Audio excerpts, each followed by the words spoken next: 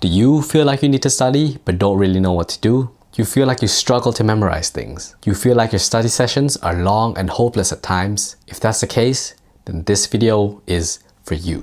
Learning the right way to study was absolutely crucial in helping me achieve top grades of A*A*A in my A-levels in half the time, while also maintaining a social life and staying on top of my fitness goals. Welcome back to the channel. My name is Warrit. I'm a 19-year-old university student from Thailand, living and studying in London.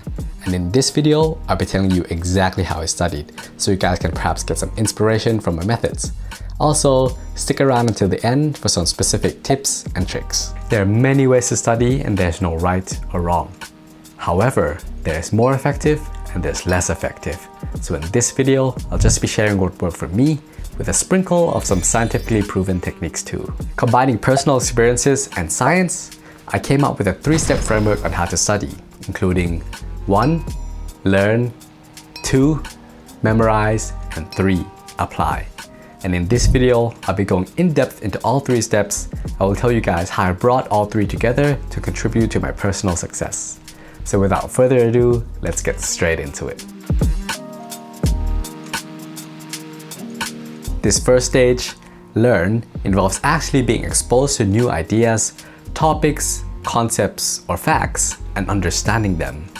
This can be done through things like reading through your textbooks, taking down summary notes from that, or even just listening to your teacher in class. No matter what method you choose or prefer, this first step of learn requires you to familiarize yourself with what you will eventually need to memorize and apply, and essentially 1. Know that they exist, and 2. Know what they are. I'll take history as an example here. So, the first step of the 3-step framework here would involve, for example, reading through your textbook to become aware of who the main historical figures in the part of history you're studying are, understanding the importance of what they did, or listening to your teacher talk about the timeline of events that happened. Personally, I prefer the method of reading through my textbook and taking down notes from that by writing down the most important points and summarizing what I just read. This is because this allows me to make sure that I understand the topic enough to be able to summarize it in my own words. I also read and make notes ahead of my classes, so I go into each class having the ability to basically confirm that my notes are correct and complete. Teachers sometimes also go through the syllabus too slow for my liking, so I don't wait around and just go ahead. So, in a nutshell, the first step of the 3-step framework, learn, involves exposing yourself to, familiarizing yourself with, and understanding the concepts that you need to know for your exams. And yes, I know that this may sound easier than it actually is, so do ask your teacher for clarification or do further research if a topic is truly complex and hard to grasp. However, I'm sure you guys will relate that in many cases, the problem isn't so much you not understanding things, but rather you not being able to memorize things, which brings us into the second step of the 3-step framework, memorize. To me, this second step and the third step are more important than the first, as it is technically possible to remember things without actually understanding them. However, for the best results, I wouldn't neglect step 1. So, this second step involves memorization, remembering what you exposed yourself to and understood from step 1. This is a step most people who think of studying think of, and it's what many of you guys probably struggle with the most. And it is potentially true that this is the most important, because if you have all the content memorized, you'll still get a decent amount of points on exams, even if you absolutely suck at writing answers or have absolutely no understanding of what you just remembered, while the opposite does not hold true. However, combined with step 1 and step 3, step 2 is the most powerful. In essence, doing this step properly will basically be like copying and pasting your textbook or notes into your head. I know it sounds crazy, but trust me, you'll be amazed by how much the human brain can hold. There are 2 main concepts in helping you memorize things, which are scientifically proven: active recall and spaced repetition. Active recall involves actively recalling things instead of just passively. An example of passive revision would be what most people tend to do, which is just read over the textbooks or notes over and over again. This is not very effective, and you simply don't remember as much compared to the alternative, which is active recall. This involves actively challenging yourself to recall things. An example of this is just a simple change which you may not have expected, but it's just closing part of your textbook with your hand and trying to remember what was there. That is the most basic form of active recall, which is proven to make a world of a difference compared to just passively reading your textbook. Active recall can be done through other methods like blurting, which involves taking a blank page and writing down everything you remember on a topic, explaining the concept you want to remember to others in as simple of a way as possible, aka the Feynman technique, and my absolute favorite and what I would recommend to everyone, flashcards. And I'll get more into this later. Spaced repetition is exactly like it sounds, spacing out your revision, reviewing harder concepts more often and easier concepts less often. Think about it, if you had to study two things, one being the colors of the rainbow and the other the periodic table, you wouldn't study the two things as frequently as each other, would you? You would review the rainbow question, which I'm assuming you're more comfortable with, less often, say once every 2 weeks, but you would review the periodic table question, which you're less comfortable with every day perhaps. And once you get more comfortable with different topics, you put larger gaps in between studying them. Not only does this save time, but it's also proven to be highly effective in helping learning and remembering things. And in an ideal world, this space between reviewing different topics would be timed according to your exam date, meaning that come exam day, you are primed to have remembered every topic at the correct time. After all that, you may be asking yourself, how exactly can I do this? I can't write down 1,000 flashcards. Or how can I know how often I should review a topic? To this, I have one word: Anki. Anki is such a game changer. I thank Anki so much, and I wouldn't have been able to do what I did without it. Basically, Anki is a software which brings together active recall and spaced repetition. It's a flashcard software which calculates and spaces out how often each flashcard should appear based on how easy or difficult you found them in the past. You can import pre-made flashcards from others. However, I would recommend creating all of your flashcards from scratch.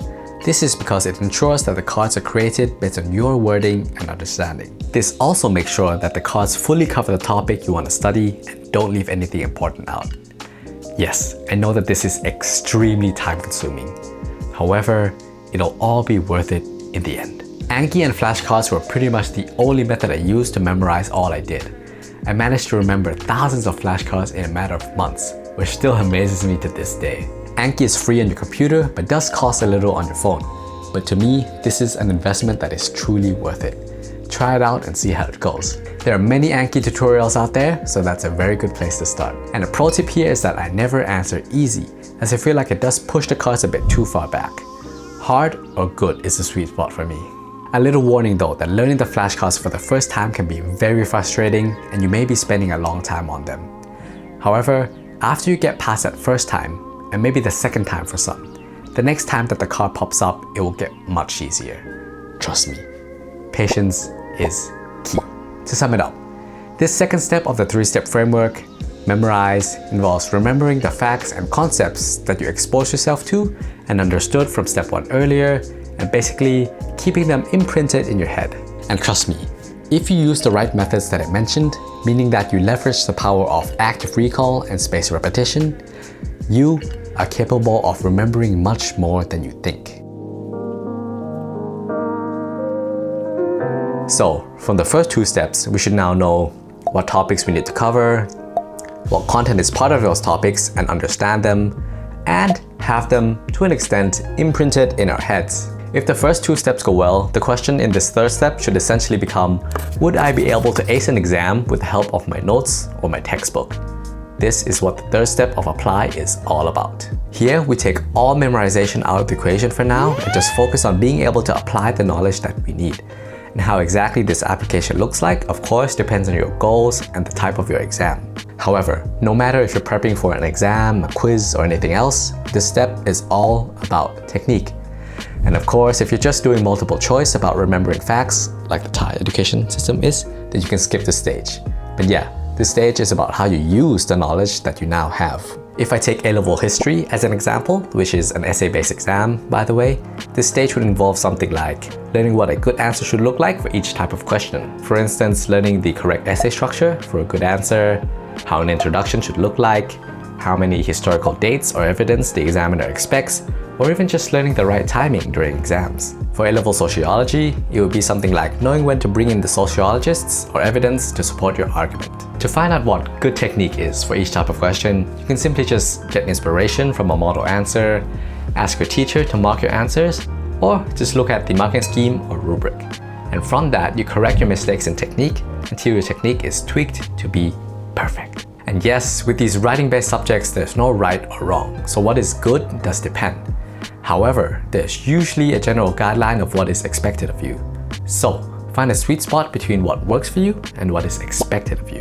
This stage isn't about getting the facts, the names, the historians, the sociologists, etc. right or wrong, but just about knowing how you use these to answer the question. Then, once you find the right answer structure for each question type, get good at it. Exams usually don't change much from year to year if the syllabus doesn't change. Questions are formed and worded similarly, with the only differences being the content of the question. Therefore, practice makes perfect. Use the same structure every time you write an essay. Yes, this will be boring. Yes, it will feel like you have no creativity. However, this is the education system today. You simply don't need creativity. For me, I wrote with the same essay structure so much that it felt like I was writing the same essay every time. The only aspects that changed were the facts and theories depending on the question. My introductions always looked the same, I always had the same amount of body paragraphs, my conclusions were identically structured. The only thing that changed was the content. Yes, it was tedious, but yes, I also got so good at answering these questions by the end. With all of that said, the question you should now ask yourself to see if you've done this step correctly is, would I be able to get good marks on an exam with the help of a textbook or my notes? The goal of this third stage of apply is to get the answer to be yes to that question. And for some practical tips on how to get good at applying your knowledge, simply just do practice questions over and over again. Do this without using a textbook or your notes for topics you already understand and remember from steps 1 and 2 of the 3-step framework. However, for topics that you're not so sure about, it's okay to look things up. Answer writing practice isn't about remembering, but it's about application.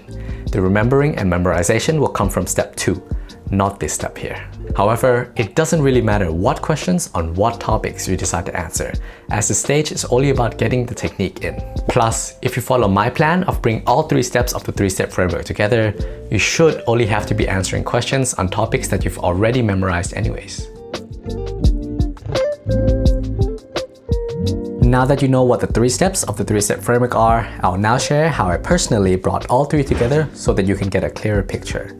Explaining the framework on its own might have been a little abstract, so this will make it much more simple and practical. And for some context, the subjects that I did were essay-based. I would start with the first step of the 3-step framework, learn. I would read through my textbook along with listening to my teacher in class and turn those into notes. I would filter out the details that I found unnecessary. Because let's be real, a fair amount of information given in textbooks is unnecessary and will never be used.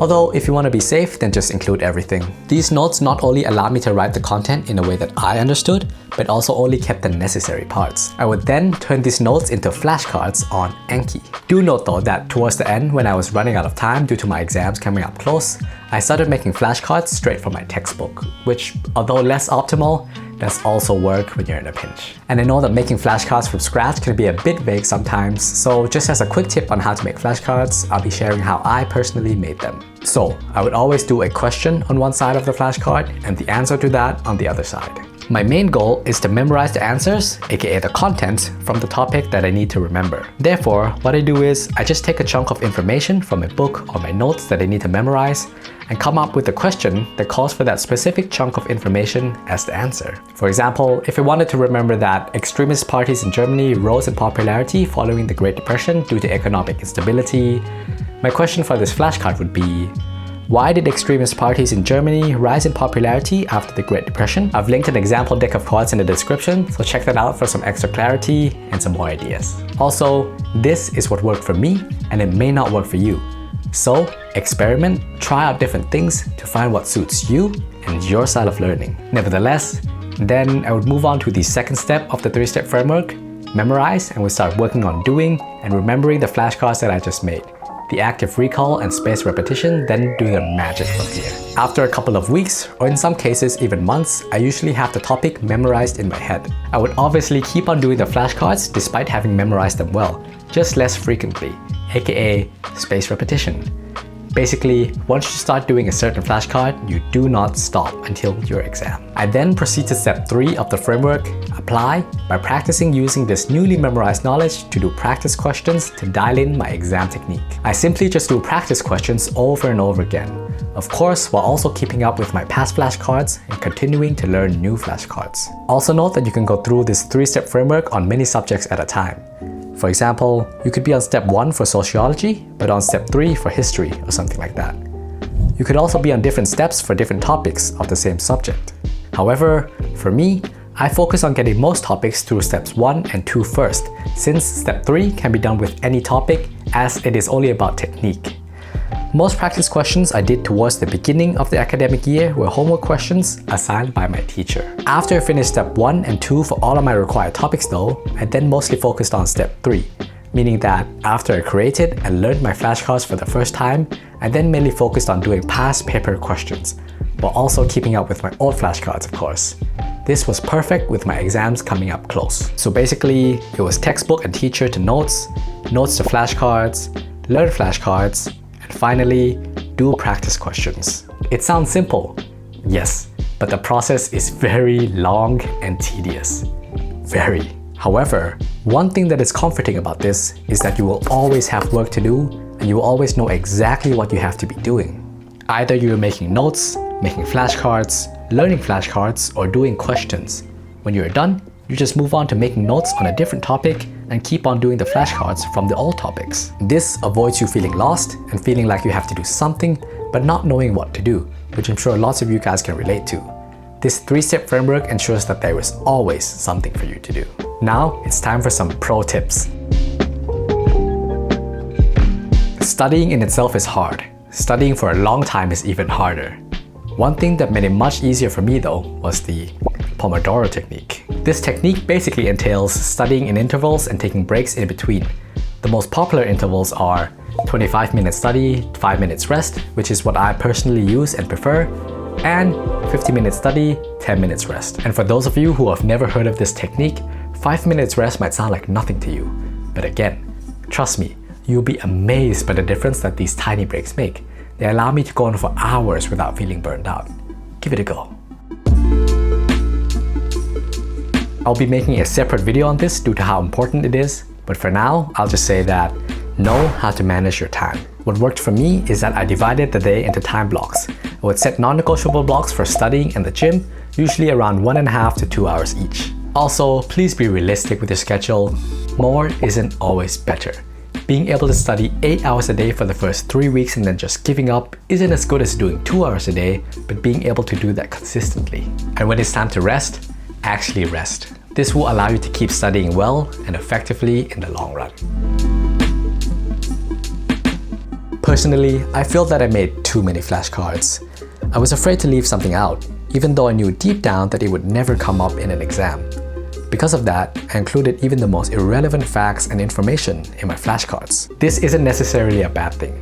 However, it does take away from your time and your brain space that you could be spending on other things. What I would recommend is that you should weigh up the amount of time you have left and the amount of effort you're willing to give. If the topic isn't too hard and you still have lots of time left before your exam, then sure, include everything. However, for more challenging topics and shorter time limits, prioritizing only the most necessary things and cutting out the less necessary things would be something that I recommend. So, to sum it all up, learning how to study well is absolutely crucial. Not only does it help you achieve better results, but it also gives you more time which you could be spending on other important things like nurturing your relationships or improving your health and fitness. And through a combination of personal experiences and science, I came up with a 3-step framework on how to study effectively. These are 1. Learn, which involves exposing yourself to, familiarizing yourself with, and understanding topics, which can be done through reading through your textbooks, listening to your teacher in class, or taking notes. 2. Memorize, which involves imprinting this newly exposed and understood knowledge into your head, using active recall and spaced repetition through flashcards and other methods to your advantage. And finally, 3. Apply, using this memorized knowledge in real exam questions, honing in on technique and getting good at answering these questions. So yeah, that was it for the video. Give the 3-step framework a go for a while and let me know how it goes. And if you enjoyed the video and got some value from it, like, comment, share, and subscribe. And I'll see you in the next video.